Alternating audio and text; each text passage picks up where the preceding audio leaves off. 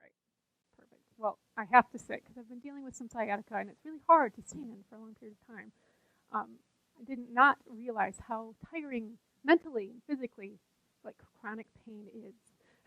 So it's just a sign that I'm getting old. Um, so yeah, when Matt talked to me probably a month ago about sharing my story, I was like, my life is really boring. Nothing really exciting has ever happened to me. I don't have some exciting conversion story like Floyd. Um, he does. He has a great story. Um, I grew up in Belding. I still live in Belding. My parents live in Belding. My parents have never been divorced. My grandparents were not divorced. None of my aunts and uncles, everyone. It's just been a very kind of idyllic situation. So, yeah, not a lot to talk about. I did. I know. I did live in Houston for a little while, but I was pretty young at the time, probably from age 1 to maybe 6, so I barely remember it. And Floyd and my kids will tell you that I have a really bad memory. So really trying to think over some of this stuff was like, is that how it went? I had to ask Floyd on one thing. Like, am I combining two different stories here? He's like, yeah. Okay, well then I'll take that part out. So after thinking for a while, I decided, okay, I can do this. I talk to students in my job. I have Baker students come through, and I teach dental stuff. Real exciting. Um, but it is definitely out of my comfort zone, so I'm being brave. I'm quite an introvert, I would say. I like to be at home or at the barn with the horses. Um, my job my job is pretty long and hard and emotionally exhausting, so I get home and I just want to stay home. So that's kind of how it is.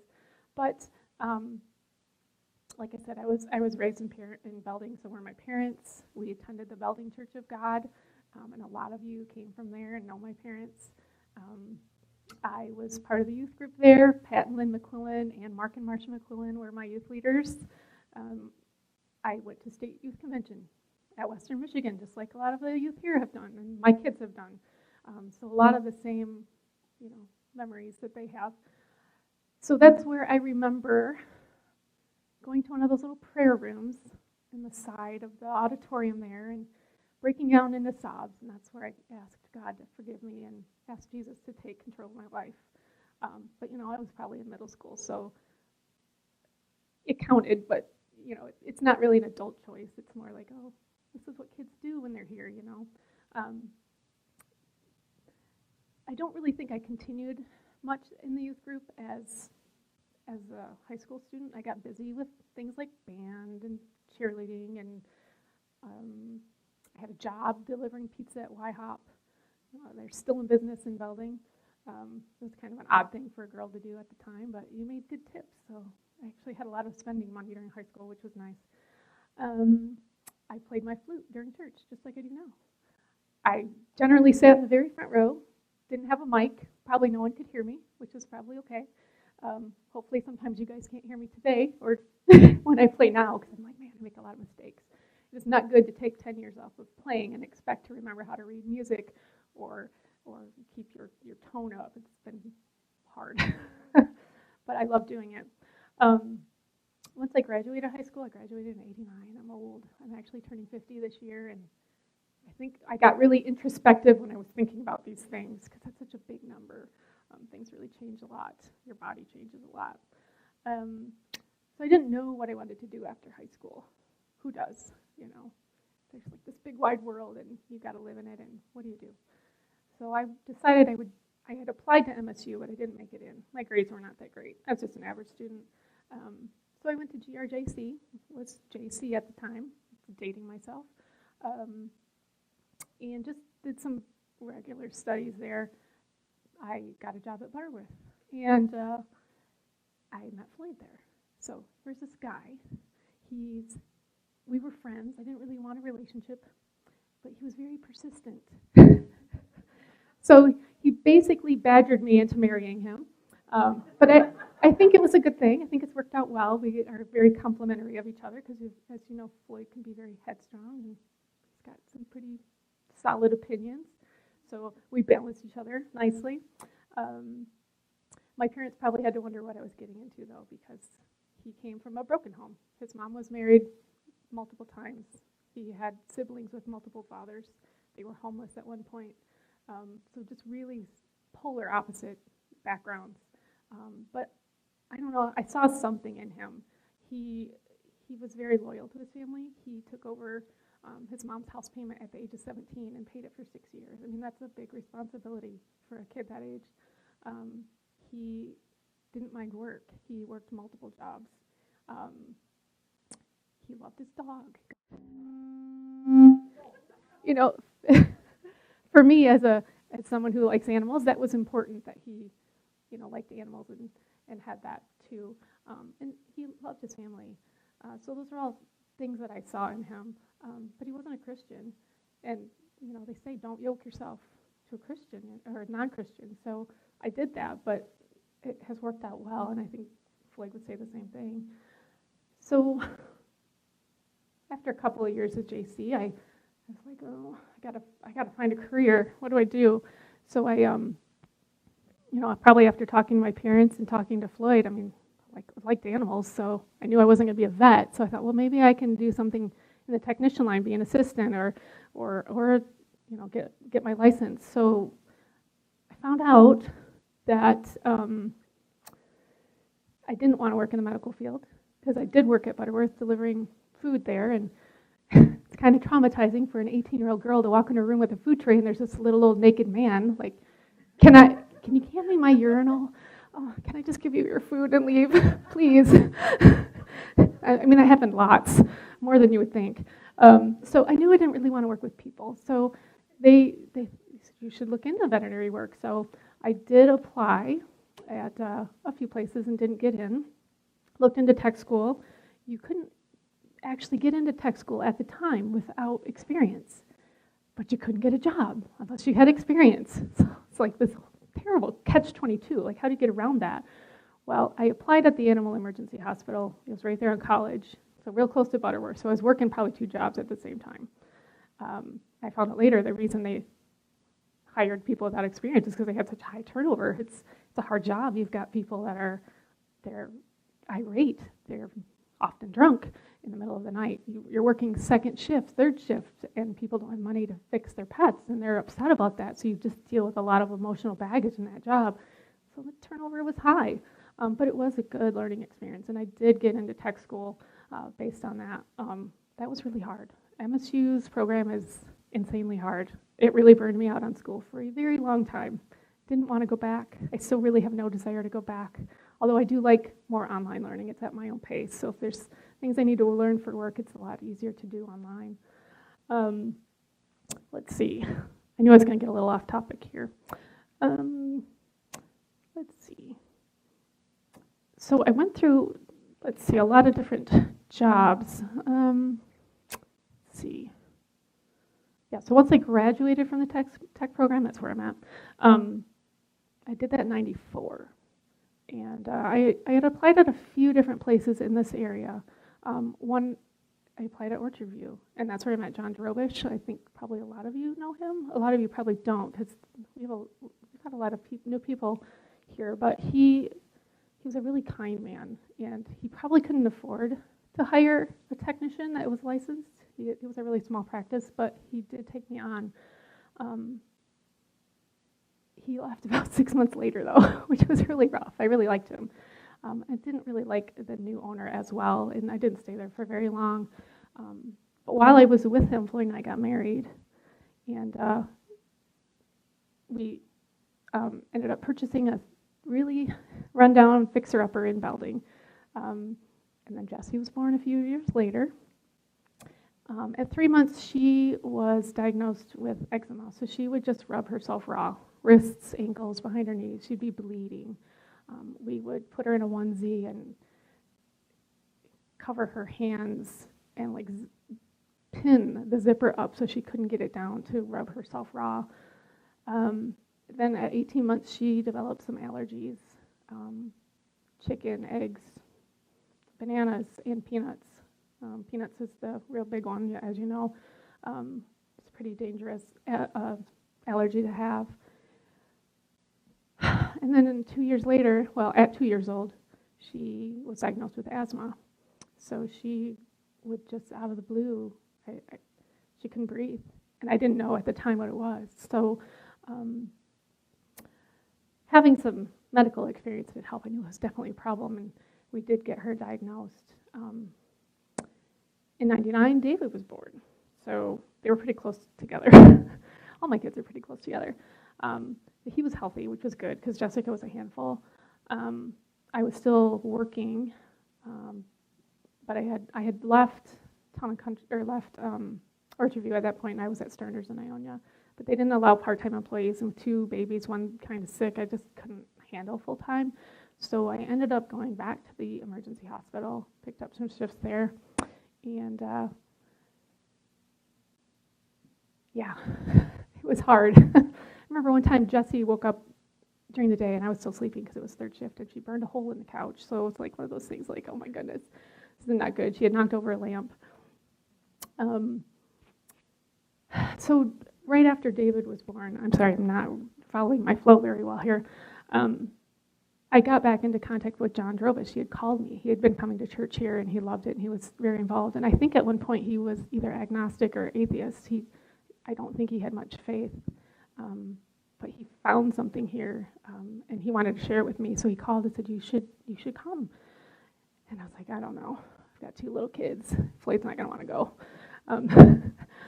But I did decide to come. I had a toddler and an infant, and I needed some adult contact, and I knew a lot of the people here. The McClellans are here today. Mark and Marcia came for a while. Randy and Rhonda. I knew all these people from the Belding Church, so I knew a lot of people, and I knew I'd be comfortable. And Dave Perry was the pastor, and he's just such a wonderful, friendly, welcoming man. His preaching always focused on family and acceptance, and I felt that. I couldn't get Floyd to come with me, though. I tried, but he had some social anxiety, and he just couldn't get over that. But it was when David needed surgery for hernia repair. He was probably 18 months or so at the time, so still a toddler. We were at the hospital, and Dave Perry showed up, and that really touched Floyd, and that made such a huge impression on him that he decided that he needed to try to come. It was a start. He would come with me, sit right in the back row, and as soon as service was over, he would leave. But it was a beginning. Laura was born in 2000. At that point, we were doing better financially than we had been, and I could stay home. And I was home during that pregnancy, and then home for probably 2 years after that. But we found a house that we really loved, and we wanted to move out of town. We had lived right on the main street in Belding, right next to one of the funeral homes. It was a tiny little place. And so we found this place out in the country, and we wanted it, so I had to go back to work in order to pay for it. So that's when I ended up at Town and Country with Brenda and Cherie, and they were just really wonderful coworkers, good Christian women that you could count on to be supportive, and really loved working with them. But things changed. The practice owners there decided that, one of them wanted to leave, and he was building a new practice, and it sounded better. The grass is always greener on the other side. So I'm like, oh, I'll go. It's a pay increase. It's a nice new building. That's always exciting. But it wasn't probably the best decision for me. Although I did stay for 7 years, it was a really stressful place to work. There were a lot of unrealistic expectations on the part of the doctors as far as time management and what your job duties should be versus what their job duties should be. And by the end, I was really, really struggling with mental health and anxiety issues. And that's where I decided I needed to contact John again. I knew he had just bought another practice. It's on West River Drive. I had actually interviewed with him a couple of years before I decided I really needed to leave, and I had turned it down. It wasn't going to be a pay cut, and I just didn't think it was going to be a right fit. But at this point, I was so anxiety-ridden and just so depressed that I knew I needed to change. So I went and interviewed with the manager there, and she told me later, she's like, it was a really bad interview. I'm like, well, thank you for hiring me, because it's been a wonderful place. John really has a servant heart. He's really a good example. We will talk during surgery, and when we're in surgery together, we have these deep, long conversations. Of course, I can't think of a single question that he asks me, but he will come up with these deep questions, and we'll talk them over, and he will ask about how the kids are doing, and I can share, yeah, we're struggling with Laura being in college. She's having some issues, or yeah, Jessie broke up with her fiance, and he would just listen, and he's just a wonderful man, and I really miss him here. I wish he was still here. But he is going to be retiring soon, and it's going to be sad. The practice will keep the same culture. He's really instilled in us a servant's heart, and that was the name of his company, was Servant's Heart, but that's how we feel that we should be in our job. And he really upholds that. So it's going to be sad when he goes. So it's also kind of interesting. It's like I've completed this weird circle. Started my career with John, and here I am. He's at the end of his career, and he's selling his practice out on me again, which I did pick on him about. I'm like, really, you've already done this to me once. So when I look back at 50 years of my life, it's like, where does God come in? I've given you this little outline, but it doesn't really talk a lot about spirituality. Like I can't lie, I struggle. I struggle to pray. I struggle to read the Bible. There's so many distractions. Maybe you guys do too. I mean, it's hard to do. It's hard to find that time sometimes. I do love God, and I am very grateful that Jesus died for me. I know I don't deserve it. But I know, when looking back, I know God has done stuff for us. God has been there for us. There were times that we should have gone down hard. When we bought our new house, we weren't able to sell our old house. It was pretty run down. It needed a lot of work. So we had 2 mortgage payments, and we had 2 mortgage payments for 2 years. I was spending all my time fixing it up. We did hire some people to help, but I painted all the rooms. I patched all the rooms. I scraped and painted the entire outside of the house, except for the very top, because I'm afraid of heights. But most of the house by myself. Floyd was working a lot and just couldn't help much. The only way that I can think that we survived was through God's grace. Like, he just provided for us when we needed it. In 2008, I think you guys remember that, the housing bubble burst. Floyd had just started a new job that year. It was local. It's a place out on M44, so it was close to home, but kind of in the middle of nowhere. Nobody was coming in. He gets paid based on commission, so he had no income coming in. I was pretty much the sole provider. Not really. I mean, he had money coming in, but it wasn't enough. We really struggled. We had stretched our credit too thin trying to fix up the old house, so we had a lot of credit card debts, and we got really behind on stuff. And it was scary, you got credit card people calling you all the time. It hurts, But there were things that happened. Jessie had a pony, and I did everything I could to make sure she kept that pony. I grew up with a pony, and I mean, I've always been a horse girl, so I didn't know that when he married me. Poor guy. It's a surprise. But it was important for me that Jessie kept that pony. She had separation anxiety. She had social anxiety. She was afraid to go to school. I think some of that was caused by me going back to work. But that pony was her lifeline, and a passion for her, and I did not want her to give that up. Tithing was important to us, although we weren't always regular about it. Like, it's something I feel a little guilt about, but I know I tried. I know even when I felt like I couldn't do it, God was pushing me to do it. So I might get behind for a couple of weeks, and then I would catch up. But through it all, there was always enough money to pay what we needed to pay, even if we had to juggle things a little bit. And I just kept asking him for faith to give, even when it didn't look like it could possibly happen on paper. We've had some health issues with our kids, mostly Jessie. David's been pretty good. Laura's been pretty good. But Jessie, with all those diagnoses, she was hospitalized a lot of times. Gotta say, it's pretty terrifying to watch your little baby laying on the ground in the living room, struggling to breathe. Just watching her chest heaving and hearing her wheezing and knowing she's not getting the oxygen she needs. Seeing her skin break out in hives. turning purple around the mouth when she can't breathe because she was accidentally given a peanut butter cup. I mean, it wasn't anybody's fault. It just happened. I remember racing her to the Greenville Hospital because she was too distraught for me to give her EpiPen, just bursting through the doors there. Please help us. I remember taking her to the doctor for her asthma, and she was only 2. And they said, you should probably take her to Spectrum. And they didn't think I needed an ambulance. So I'm in our doctor's in Lowell, and we're driving. I decided, I'll take this back road. It'll be faster. It'll be less traffic. Will I get lost? So I'm in the car with her in the back seat, turned around where I can't see her, and I just hear her wheezing. And I'm just pleading for her to keep breathing because I'm just really worried.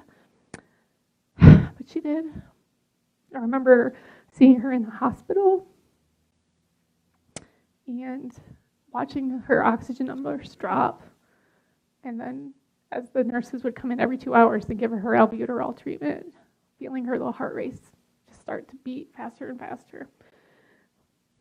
She was a brave kid, though. Like, she'll tell you, she remembers watching them put the catheters in her arm. She didn't ever cry. She was really brave for all of it.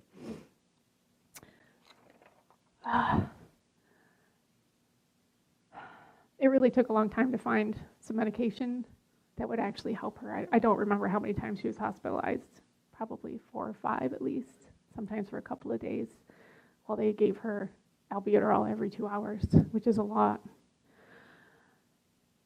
Of course, her medication was expensive and the insurance company didn't cover it. So just to add to our financial worries, that's a theme in our life. We're not very good with money.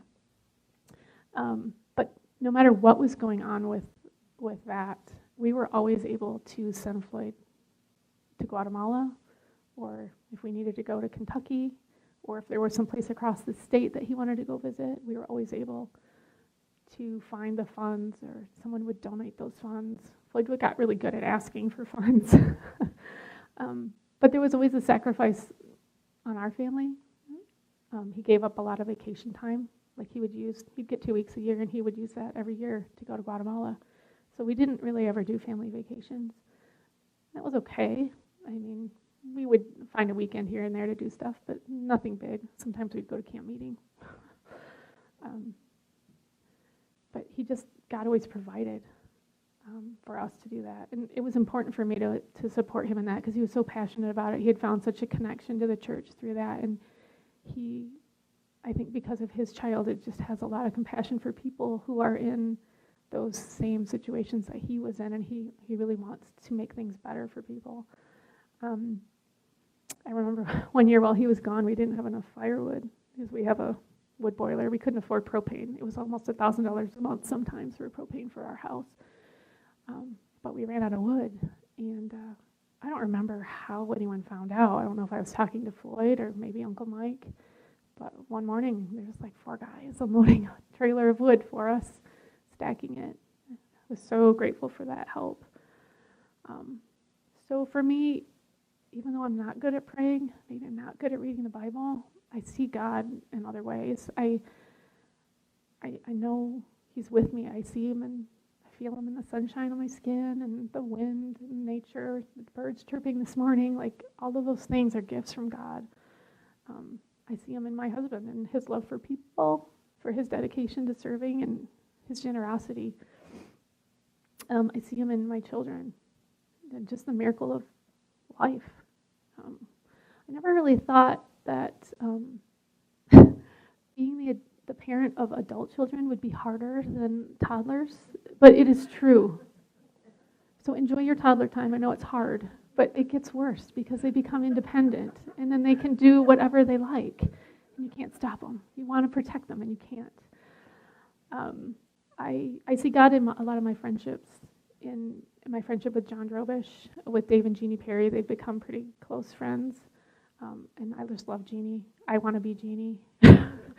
I want that ability to talk to people and share with people and just make them feel at home, like you're with her and she's your best friend, and you didn't know it. And that's the kind of connection that I want to make with people, but I don't have that gift.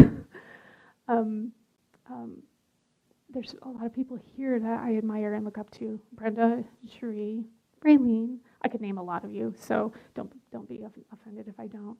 Mary Mall, I miss her terribly. She was such an example for me, and I've told Floyd many times, like, she is such a giver.